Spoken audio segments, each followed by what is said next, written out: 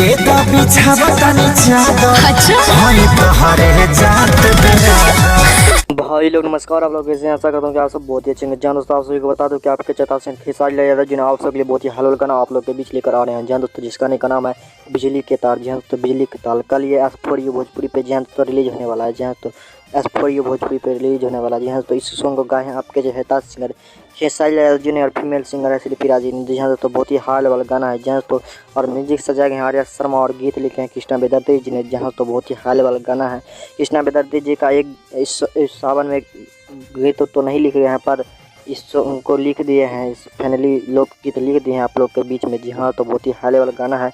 और जो कृष्णा बेदर्जी जो लिखता है वो बहुत ही बेहतरीन लिखता है। जहाँ तो म्यूजिक सजाए आर्या शर्मा बहुत ही हाई लेवल का सजाता है। जहाँ तो बहुत ही अच्छा से बनाता है म्यूजिक। जहाँ तो अच्छा लगेगा आप लोग को। जी हाँ, तो कल ये S4U भोजपुरी पे सुबह में रिलीज होगा। जी हाँ, तो 6:45 पे कल ये S4U भोजपुरी पे S4U भोजपुरी। जी हाँ, तो अगर आप हमारे चैनल पर नए हैं तो प्लीज़ चैनल को सब्सक्राइब कर दें, ताकि जब भी मैं न्यू अपडेट लेकर आऊँ तो आप सब पास पहुँच सके।